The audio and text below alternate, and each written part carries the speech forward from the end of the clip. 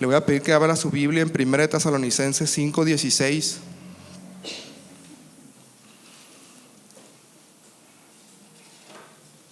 Y dice la palabra de Dios: estad siempre gozosos. Estad siempre gozosos. Vamos a orar. Padre bendito, gracias Señor por esta mañana, porque tenemos el privilegio de venir a cantarte, a ofrendarte, Señor, a entregarte nuestro corazón, a traerte nuestra adoración. Bendito Dios, en este momento vamos a hablar de tu palabra, y yo te pido, mi Dios, que seas tú quien hable, que seas tú, Señor, el que traiga consuelo, el que traiga fortaleza. Bendito Dios, habla a tu iglesia, Padre. Permite que nadie salga de este lugar de la misma manera en que entró. En el nombre de Jesús, Señor, muévete en esta tarde, muévete en este momento. Alabado sea tu nombre, mi Señor. Amén. Amén. Le invito a que tome su lugar, hermano.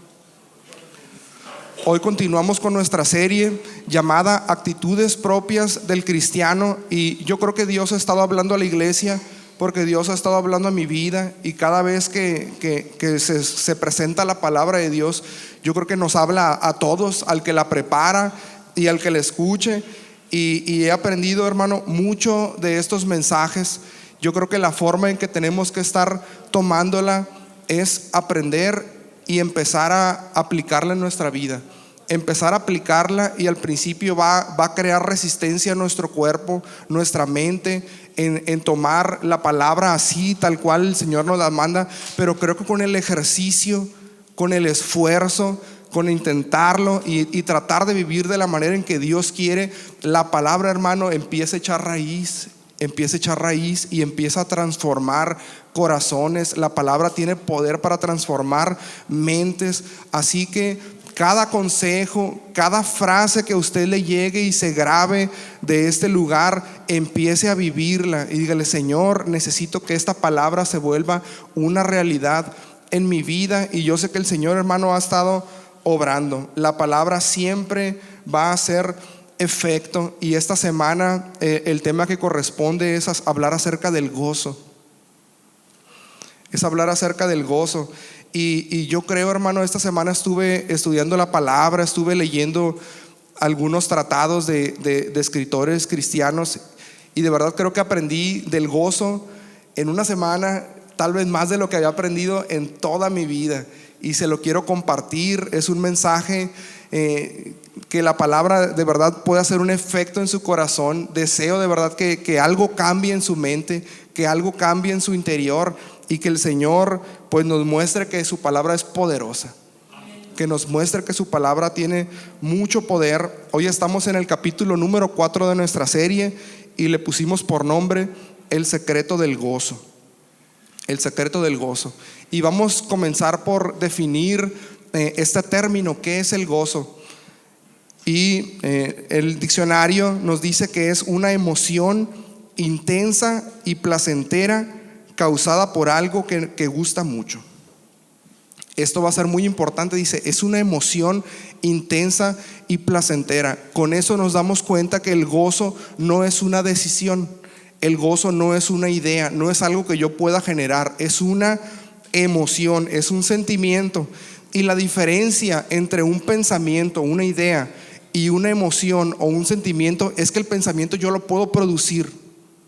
Yo puedo producir pensamientos, yo puedo generar ideas, pero los sentimientos yo soy incapaz de producirlos, porque las emociones, los sentimientos responden a un factor externo. Algo sucede allá afuera que me causa una emoción, me causa un sentimiento. Yo no puedo decidir sentir algo.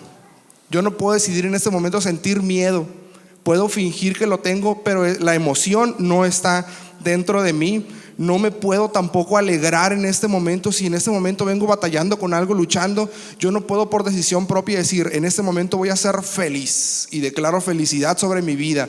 Eso no puede suceder, porque la alegría es una emoción, hermano. Viene de factores externos a nosotros. Yo no sé si alguien se ha ganado alguna vez una rifa, ¿no? Están sorteando los boletos y hay nervios, y cuando dice nuestro número, la emoción, la felicidad, y me la gané. Yo hace muchísimo que no me gano una rifa, pero es algo que nos da mucha felicidad. Cuando nació mi bebé, yo no decidí ponerme alegre, simplemente mi cuerpo reaccionó. Estaba yo muy contento, oí el llanto, todo. Yo estaba muy feliz. Yo no fue de que mira, ya nació mi hija, esto, necesito estar contento. No, el cuerpo reacciona. El cuerpo reacciona y las emociones vienen y se expresan, ¿no?, en nosotros. Entonces, hermano, vemos que entonces el gozo, lo que está hablando aquí Pablo, el gozo sería un equivalente a la alegría, a la felicidad.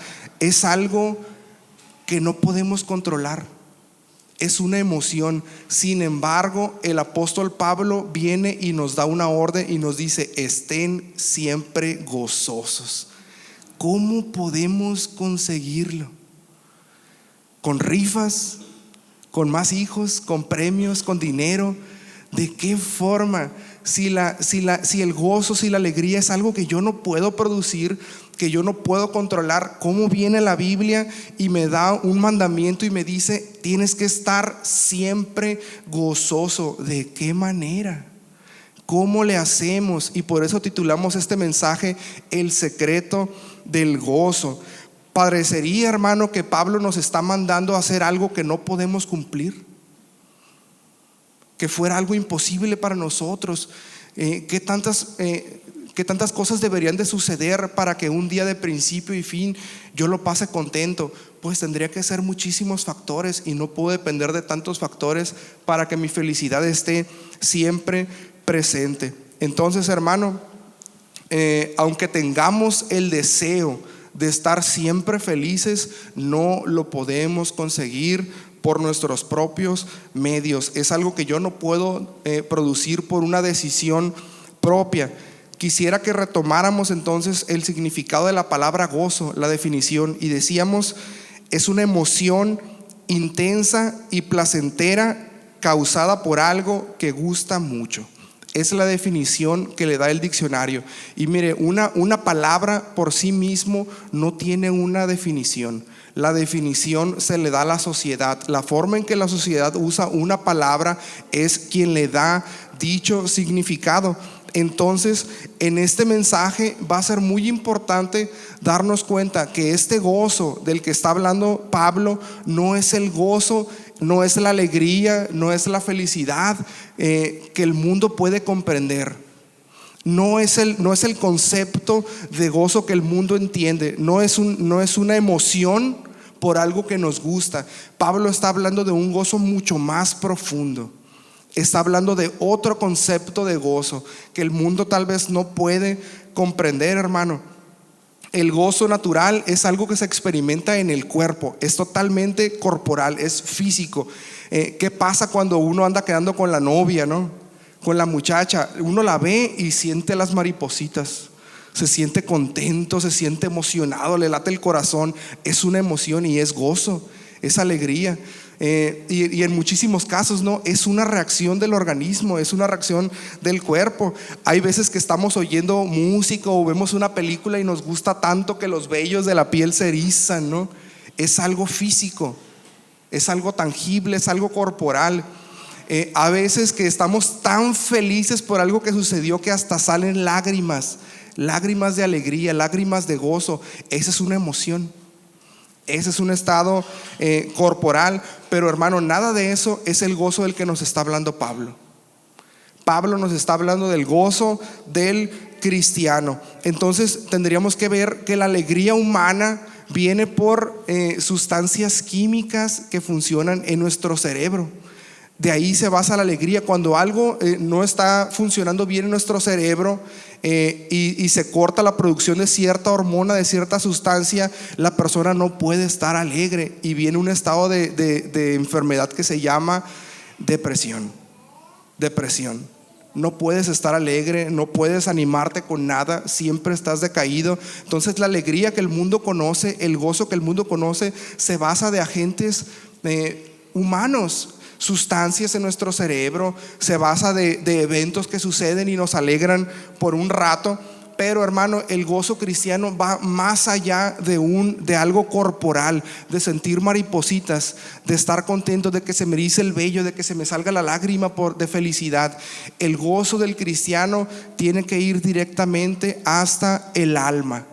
el alma, no importa el estado del cuerpo, el gozo que el Señor nos da tiene que penetrar en nuestro cuerpo y en nuestro corazón y en nuestra mente y afianzarse hasta nuestra alma. El gozo del cristiano no depende de ningún factor químico, no depende de ningún evento, no depende de ningún premio que yo me gane, hermano. Entonces ese sería lo primero que tenemos que aprender acerca del gozo. El gozo del que nos está hablando Pablo no parte de ninguna emoción. Si hace mucho que no hay emoción en tu vida, si hace mucho que no te ganas algo, si hace mucho que algo no sucede que te haga felicidad, créame que ese no es motivo para estar triste. El apóstol Pablo nos dice: estén siempre gozosos. Ese es el número uno, no parte de una emoción. Número dos, hay días, hermano, que nos despertamos temprano y todo salió bien, hasta nos hicieron desayuno bien rico, comemos café, vamos a trabajar, llegamos a tiempo, no había mucho tráfico, todo está saliendo bien, gracias Dios mío. Todos los mensajitos ahí a la esposa, todo va bien en el trabajo. Dices: híjole, pues hay estrés y todo, pero gracias Dios mío porque me gusta mucho mi trabajo. Me gusta mucho, aunque sea difícil, aunque me canse. Gracias Dios mío porque me gusta. Y sales de trabajar, vuelves a tu casa y todo está en orden, todo bien. Y luego fue miércoles de oración y te vienes a la iglesia, terminas el día con gozo. Gracias Dios mío. Pero ¿qué sucede? Próxima mañana se apagó el despertador. Me desperté tarde, no alcancé a desayunar, me fui con la camisa arrugada, me peleé con la esposa porque no estuvimos a tiempo. Llegué a trabajar y como andaba con una mala actitud, todo me salió mal. Este trabajo no lo aguanto, puro estrés, puros problemas. Y terminamos el día, hermano, y parece que no hubo gozo. Si tu vida, hermano, depende de cómo, si tu felicidad depende de cómo te trató el día, entonces estás basando tu gozo en tu desempeño y te has convertido en la propia fuente de tu gozo. Tú eres la propia fuente de tu gozo. Me gozo por mi trabajo, no me gozo porque no tengo trabajo. Me gozo porque me está yendo bien, estoy triste y estoy decaído porque las cosas no han salido como yo quisiera. Entonces tienes que tener mucho cuidado y nunca basar tu gozo en tu desempeño. No bases tu felicidad en que tuviste un día bueno, en que tuviste un día malo, en que eres muy hábil y te va muy bien. No bases nunca tu gozo en tu desempeño, hermano. Esa no es la fuente. Si las cosas te han ido mal y entonces tu gozo estaba basado allí en tu esfuerzo, en las cosas que tú puedes hacer, y vives una vida triste y una vida decaída porque yo quería otro trabajo, yo quería otra vida, yo quería otro sueldo, yo quería otra casa, yo quería otro carro, y estás basando tu alegría en tu desempeño, vas a vivir una vida de frustración.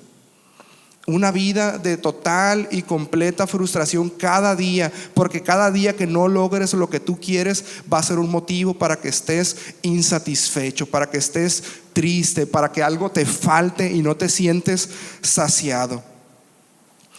Si no eres feliz a pesar de todo lo que te has esforzado, hermano, es que estás buscando el gozo en el lugar incorrecto. Tu gozo no viene de lo que sientes, tu gozo no viene de tus emociones, tu gozo entonces tampoco viene de lo que tú haces, no viene de tus virtudes, no viene de tu trabajo, no viene de tu sueldo, no viene de lo bien que está tu familia, porque en el momento en que hay un problema vas a estar triste. Tu gozo no lo puedes basar en tu desempeño. Decíamos que la alegría, el gozo provenía de un agente externo. Algo sucede, hermano. Los cristianos también tenemos un agente externo que es el que viene y nos da gozo, y se llama el Espíritu Santo. El Espíritu Santo. También tenemos a un agente externo. El Espíritu Santo, hermano, se convierte en la fuente de mi gozo. Y a veces por eso no podemos ordenar nuestras emociones y todo parece que nos va mal, porque estamos alejados de la presencia de Dios y no encontramos contentamiento. Así todo aparenta estar bien. Nuestra serie se ha llamado Actitudes propias del cristiano, y hemos dicho que necesitamos cambiar de actitud. Necesitamos cambiar nuestra forma de vivir, nuestra forma de pensar. Hay veces que lo tenemos todo y no somos capaces de valorarlos. Siempre nos sentimos insatisfechos. Siempre estamos anhelando algo más y ponemos nuestra felicidad en el futuro y no nos damos cuenta de todo lo que el Señor está haciendo en este momento. Hermano, empieza por valorar todo lo que el Señor te ha dado. Todo lo que el Señor te ha dado. Si no aprendes a ser una persona agradecida de lo que tienes el día de hoy, entonces nunca vas a alcanzar la felicidad, nunca te vas a sentir gozoso. El gozo no viene de sentimientos, el gozo no viene de emociones, el gozo no viene de lo que haces. No te conviertas en la propia fuente de tu gozo. No depende de ti que estés feliz, depende del poder de Dios, depende del Espíritu Santo en tu vida. Y por eso cuando el apóstol Pablo viene y dice estén siempre gozosos, él tiene la capacidad para venir a darnos una orden de ese tipo. Él tiene la capacidad de decirnos estén siempre gozosos y no de acuerdo a nuestro estado anímico, no de acuerdo a lo que tenemos, no de acuerdo a lo que nos falta. Vamos a ver de acuerdo a qué nos está hablando el apóstol Pablo en Filipenses capítulo 3 versículo 1 dice: por lo demás, hermanos, gozaos en el Señor. Si te vas a gozar, tienes que gozarte en Dios. Está mandando, leímos primero a los tesalonicenses, les dice estén siempre gozosos. Ahora viene con otra iglesia, con otras personas y les dice gócense en el Señor. Esa tiene que ser la base de su alegría, tiene que ser la base de su felicidad. No emociones, no lo que tienes, no lo que haces, no lo que te hace falta. Ya no busques en lo material, ya no busques alegría en lo superficial, porque termina solamente generando un vacío, una insatisfacción que va creciendo y creciendo en tu corazón. No pongas tu alegría en tus logros, porque cada vez que no lo consigas vas a tener un vacío y vas a tener una insatisfacción en tu corazón. Pablo dice gócense en el Señor. Hermano, no necesitas que todo te salga bien en la vida para ser feliz.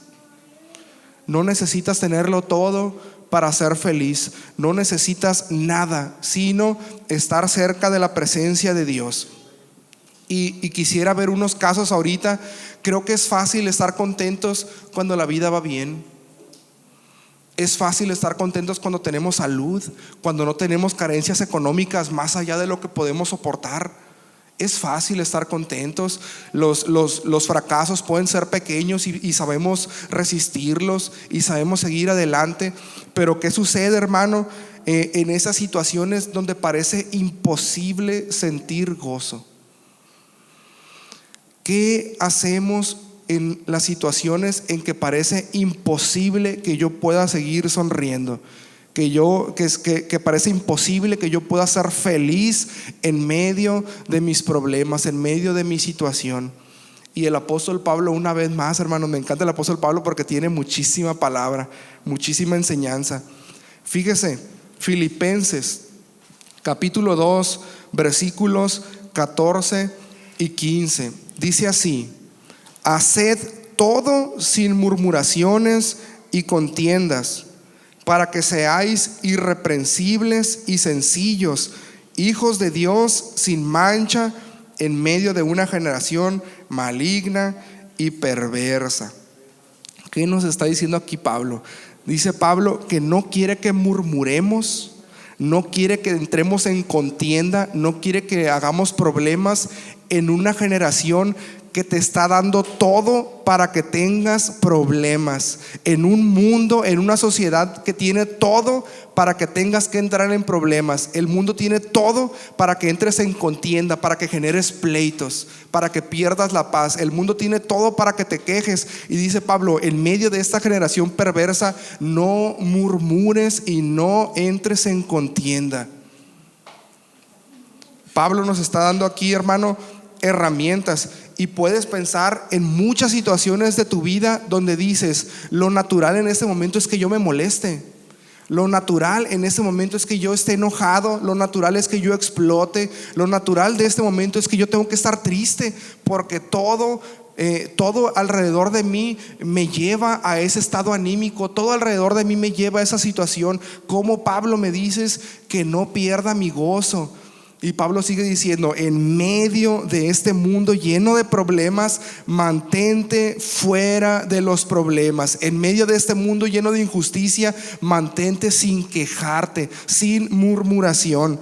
Hermano, y aquí parecería que Pablo nos está dando un mandamiento al revés. Si nos dice: no te quejes, no pelees, no entres en problemas, no entres en contiendas, nos está diciendo lo opuesto. ¿Cuál sería lo opuesto de esto, hermano? Estate alegre, estate contento, ten paz. En medio de este mundo que tiene todo para que te quejes, tú permanece firme. Lucha, estate contento, busca las bendiciones de Dios, busca lo que sí el Señor ha hecho por ti. Aun cuando todo alrededor pinta para que yo esté mal. Otro ejemplo, hermano, y este más fuerte: Filipenses capítulo 4, versículos 10, 11 y 12. Dice Pablo: en gran manera me gocé en el Señor de que ya al fin habéis revivido vuestro cuidado de mí, de lo cual también estabais solícitos, pero os faltaba la oportunidad. No lo digo porque tenga escasez, pues he aprendido a contentarme, cualquiera que sea mi situación.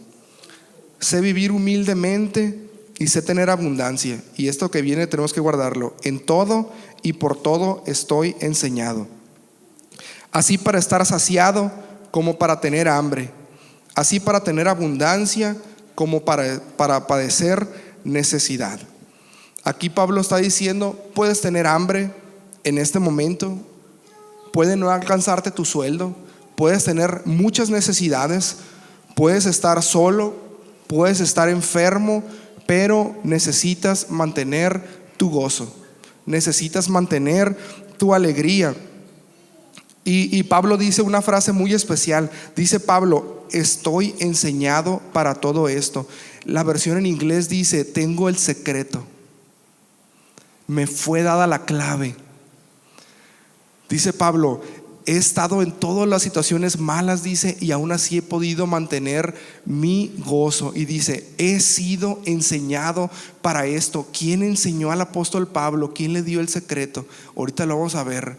He sido enseñado. ¿Quién fue su maestro? Yo creo que no fue ninguno de los fariseos. El Espíritu Santo, hermano, enseñaba a Pablo y le dio una lección que ahorita vamos a compartir.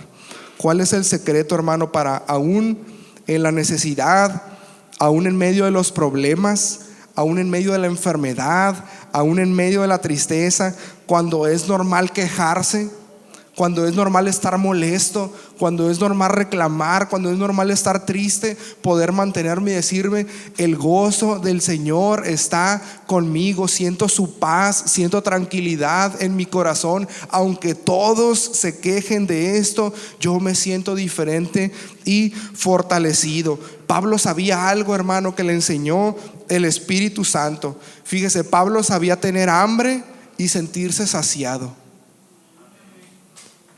Tener hambre y sentirse saciado. Pablo sabía tener necesidad, pero sentirse en abundancia. Sentirse en abundancia, aunque en su casa, aunque su bolsillo estaba vacío, sentirse con abundancia. Hermano, ¿qué es lo que Pablo sabía? ¿Cuál era el secreto? Que él lo mantenía firme y no perdía su gozo, y que tal vez nosotros lo hemos olvidado. Ahí le va. Cada segundo, cada momento de tu vida se está ejerciendo la soberanía completa de Dios sobre ti, por un lado. Y cada segundo, cada instante de tu vida está descendiendo amor de Dios para ti.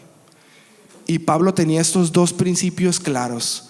Vamos a hablar primero de la soberanía de Dios. Vamos a leer en Filipenses capítulo 1, versículo 12. Dice el apóstol Pablo: quiero que sepáis, hermanos, que las cosas que me han sucedido han redundado más bien para el progreso del evangelio. ¿Qué le sucedió a Pablo?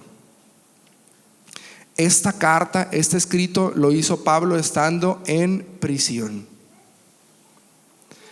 Y dice: hermanos, tengo todo para quejarme, tengo todo para estar triste, tengo todo para perder el gozo. Yo nomás estaba predicando y llegaron unos guardias y nos golpearon y nos metieron a lo más profundo de la prisión, y aquí estoy. Y Pablo escribe una carta y dice: hermanos, quiero que sepan que las cosas que me han sucedido han redundado más bien para el progreso del evangelio. Pablo estaba diciendo: estoy en un problema, las cosas que me han sucedido han servido para que yo pueda hablar, y ahora el César y toda su casa, dice, todo el pretorio sabe que yo estoy preso porque estaba predicando el nombre de Jesucristo.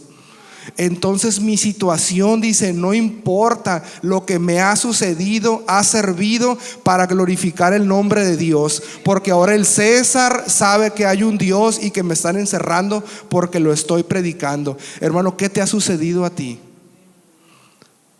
Pablo dice: lo que me ha sucedido me ha servido. Estaba sufriendo. ¿Qué te ha sucedido a ti? ¿Qué te está sucediendo en este momento? ¿Qué te quita la felicidad? ¿Qué te hace sentir triste? ¿Qué te hace sentir incompleto?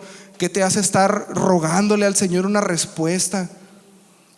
¿Cuál es tu situación en este momento? Pablo, hermano, estaba diciendo: por la soberanía de Dios yo estoy preso, porque Él quiere, porque el Señor lo permite y así lo decidió, yo estoy preso. Y al mismo tiempo le estoy dando la gloria, y al mismo tiempo Él me está dando de su gozo. Estoy tranquilo. Pablo tenía todo para estar triste, seguramente estaba muriéndose de hambre. Las cárceles de ahorita, no sé si vamos a la cárcel, yo creo que está llena de deficiencias. No nos imaginemos un lugar como este, limpio, con iluminación. Imagínense la cárcel de ese lugar, y dice la Biblia que lo metían hasta el último calabozo. No había luz, estaba lleno de humedad, estaba lleno de infecciones, enfermedades, estaba lleno de ratas.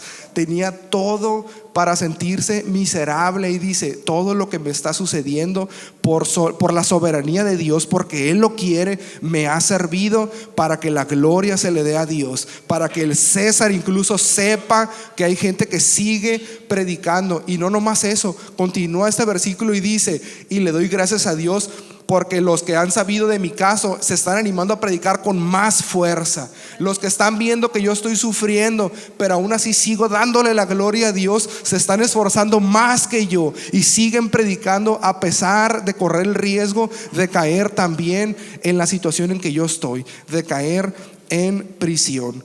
Hermano, ¿cuál es tu situación? ¿Por qué situación estás pasando tú?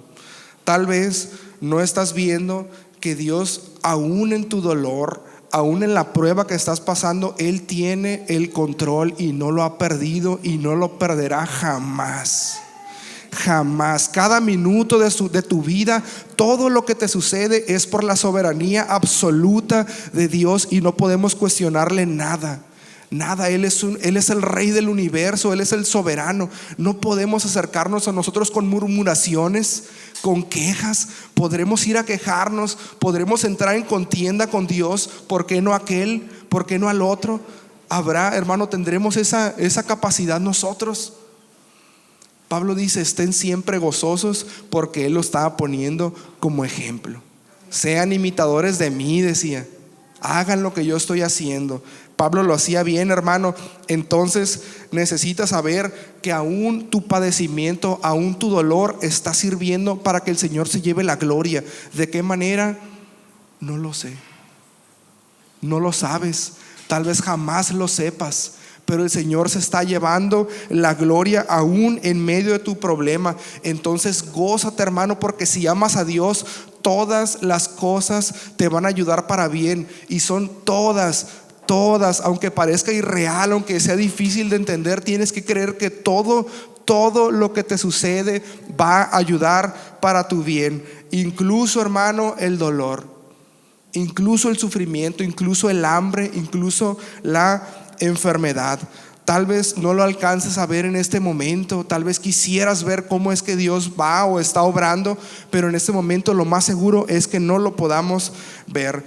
hermano, y quisiera que observáramos cómo Pablo alcanzaba a ver la soberanía de Dios en todo lo que él hacía. Vamos a leer Filipenses 1:29, por favor. Fíjese lo que dice: porque a vosotros os es concedido a causa de Cristo no solo que creáis en Él. No se nos concede nada más tener fe, sino nos es concedido que padezcan por Él, que padezcáis por Él. Entonces Pablo nos está diciendo en este pasaje que el Señor nos ha dado dos regalos. Regalo número uno: el Señor te ha dado fe para que creas en Él y alcances salvación. ¡Qué bonito! Regalo número dos: el Señor te ha concedido el regalo del sufrimiento. Difícil de entender. Pablo conocía que el Señor es soberano y dice: el Señor no siempre te va a bendecir. El Señor a veces va a traer sufrimiento a tu vida. Va a traer sufrimiento a tu vida. Va a traer problemas que no entiendas, que no tienen solución, que es difícil decir: Señor, ¿cómo permites que esto suceda? Pero así como el Señor trae bendición, Pablo está diciendo, también te trae otro regalo que se llama sufrimiento. Y tienes que aprender a agarrar el paquete completo. Tienes que aprender a agarrar el paquete completo, hermano. Entonces Dios va a ser soberano y Él va a decidir cuándo nos va a premiar con fe, cuándo va a premiar una respuesta a una oración y cuándo nos va a dar el regalo del sufrimiento. Y escuchamos a Job. A Job, yo creo que conocemos la historia de Job, este hombre que pasó por tanto dolor, que perdió todo, y llega un punto de su vida donde el mismo Job dice: Dios me ha puesto por refrán de pueblos.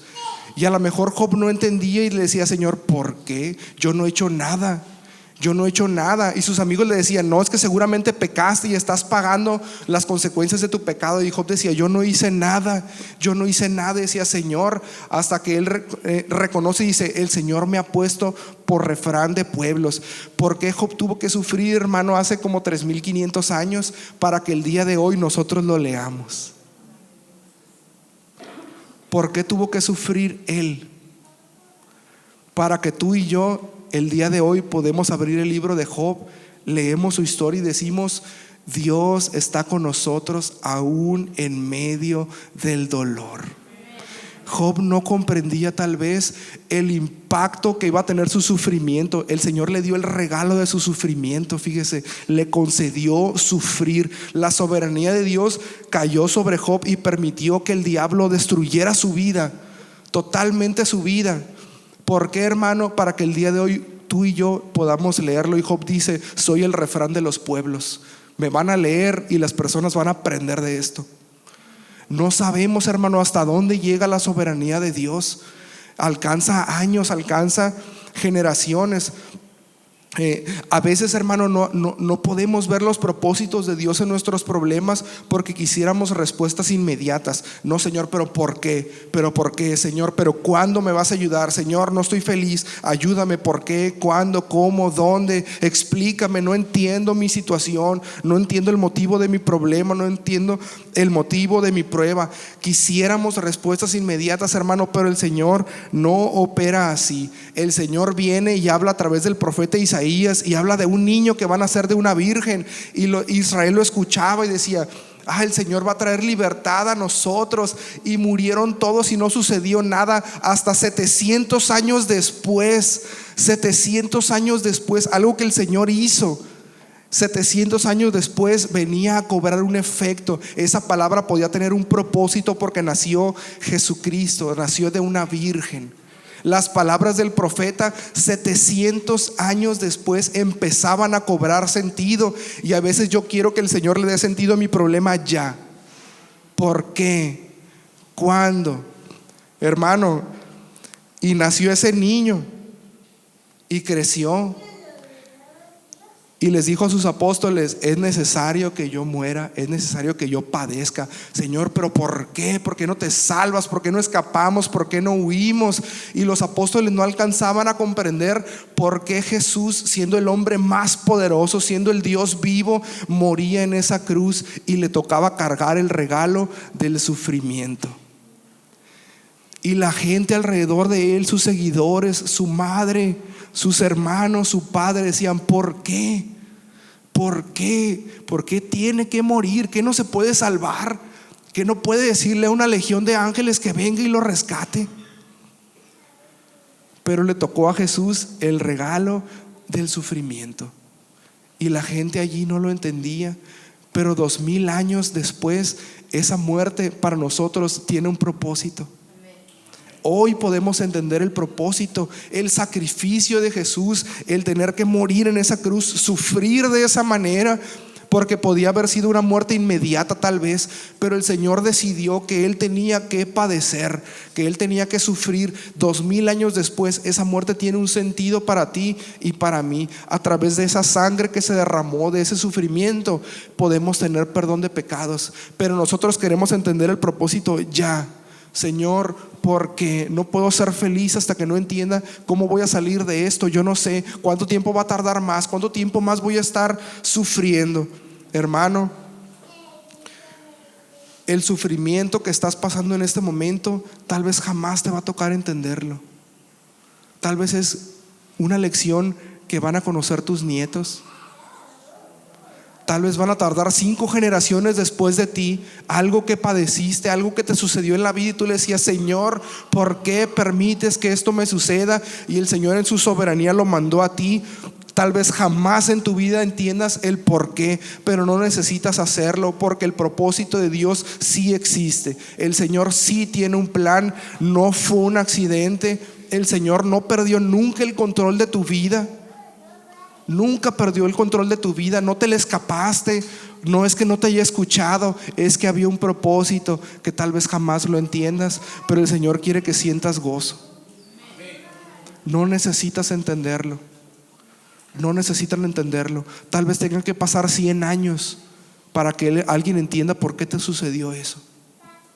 Sean tus nietos, sean tus bisnietos, sean otras personas ajenas a tu familia, incluso, que una lección tenían que aprender de lo que a ti te sucedió. Lo que sí debes saber, hermano, es que aún en tu dolor y aún en tu sufrimiento, el Señor se va a llevar la gloria. No sé cómo, no sé por qué, de alguna manera, pero todo lo que nos sucede tiene un propósito, y el propósito siempre es que el Señor se lleve la gloria. Pablo decía: aquí en mi situación en la que me encuentro, aquí en la cárcel, estoy feliz porque el mensaje de la palabra de Dios ya llegó hasta el César. No importa. Alguien conoció ya mi historia y está predicando con más fuerza de lo que yo hago. Los que tenían miedo de enfrentarse a los guardias romanos ya no tienen miedo por mi historia, por mi testimonio, decía Pablo. Tu historia, hermano, tal vez carezca de sentido para ti hasta el último de tus días, pero alguien va a conocer lo que a ti te ha sucedido y va a ser una fuerza, va a ser un motor. Mira, sufrió, padeció, pero salió adelante. Pero permaneció fiel a Dios, pero no murmuró, pero no se quejó, no renegó. Y tu vida tal vez se convierta en un refrán para muchos pueblos, así como la de Job. Sufrí, padecí, pero estoy con el Señor y logré vencer hasta el último desde mis días, y sigo con el gozo, porque mi gozo no se basa en sentimientos, mi gozo no se basa en lo que yo hago, en lo que no puedo hacer, sino que mi gozo está en mi salvación. Y así pierda todo en esta vida, mi corazón, mi alma pertenecen al Señor. Pertenecen al Señor. Y decía Job: tal vez yo me convierta en nada, dice, me convierta en cenizas, pero yo sé que mi Redentor vive y un día me va a levantar del polvo. Hermano, no importa en los propósitos. El Señor tiene un plan, y alguien va a aprender de tu dolor. A alguien le va a servir tu lección, todo lo que has estado padeciendo. Nunca olvides que si amas a Dios, todas las cosas, aún las cosas que no podemos explicarnos, nos ayudan para bien. Dios va a usar tu sufrimiento incluso para su gloria y para tu gozo. Para su gloria y para tu gozo. Entonces me gustaría concluir con esto, hermano. El Señor sí nos manda a esperar en medio del sufrimiento. Nos dice que las pruebas van a ser normales y que muchas veces no va a tener Él una respuesta. No nos va a responder, porque así es su soberanía, hermano. Pero necesitamos saber que en medio del problema de todas formas hay un consuelo y hay palabras de fortaleza para nosotros. El Señor nunca nos va a dejar, porque así como en tu vida, en cada instante, en cada segundo, en cada latido de tu corazón se ejerce la voluntad de Dios, también el amor de Dios en cada instante, con cada latido de tu corazón, está descendiendo sobre ti. Aún en medio del sufrimiento tienes que estar seguro que el Señor te está amando más que nunca. Aún cuando te tiene padeciendo, aún cuando te tiene llorando y te tiene sufriendo, tienes que saber que la voluntad de Dios está ejerciendo, pero también tienes que saber que su amor está cayendo sobre ti. Jamás te ha dejado de amar. Y si tú te sientes triste, créeme que Él se siente triste contigo. Si Él nos manda a llorar con los que lloran, es porque Él le duele cuando nosotros estamos sintiendo dolor. El amor de Dios no te va a dejar. Sus propósitos van a estar en las buenas y en las malas contigo. Su soberanía va a estar en las buenas. A veces te va a dar el regalo de la fe, a veces te va a dar bendición, a veces te va a dar el regalo del sufrimiento, pero su amor, hermano, ese va a estar constante cada uno de tus días. Cada uno, hermano. Quisiera terminar con esta lectura del profeta Habacuc en el capítulo 3, versículos 17 y 18. Dice así, si puede leerlo conmigo: aunque la higuera no florezca, ni en las vides haya frutos, aunque falte el producto del olivo, y los labrados no den mantenimiento, y las ovejas sean quitadas de la majada, y no haya vacas en los corrales, con todo yo me alegraré en Jehová y me gozaré en el Dios de mi salvación. Su gozo no está en sus vacas, no está en sus caballos, no está en sus graneros, no está en tu trabajo, no está en tu salud. Dice, yo con todo, dice, yo me alegraré en Jehová y me voy a gozar. ¿En quién, hermano? En Dios, en el Dios de mi salvación. La fuente de tu gozo es que a pesar de que todo esté saliendo mal, aunque el Señor no te responda hasta el último de tus días, tú dices, mi salvación está asegurada, y el día que el Señor me llame a su presencia, allí ya no va a haber más dolor. Allí ya no va a haber más sufrimiento. Y a lo mejor, tal vez en esta vida te tocó sufrir más que otros, pero no te preocupes, esta vida es corta. 50, 70, 80, 100 años es poco, hermano, comparado con una eternidad en la presencia de Dios. Y allí no va a haber lágrimas, allí no va a haber dolor, allí no va a haber tristeza. Entonces, cada vez que estés triste, cada vez que digas, Señor, ¿por qué? Deja de decirle por qué, dile, Señor, gracias, tengo gozo porque aunque me falten tantas cosas, te tengo a ti. Aunque me sienta mal, aunque tú me llames en este momento a tu presencia, aunque me falte la vida, yo sé que voy directamente contigo y ahí está mi gozo. Solamente encuentro contentamiento contigo. Hermano, esa es la fuente de tu gozo. Ese es lo que el apóstol Pablo decía, el secreto del gozo. Algo he aprendido, dice, algo me han enseñado. El Espíritu Santo le hablaba, hermano. Y esta también tiene que ser el secreto para cada uno de tus días. Si has estado sufriendo anteriormente, si el día de hoy estás padeciendo, si el día de mañana te va a tocar pasar por una prueba grande, no busques el por qué.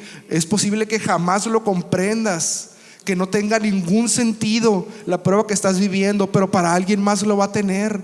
Vas a ser refrán de pueblos como Job. Alguien va a aprender de ti, a alguien le va a servir tu testimonio.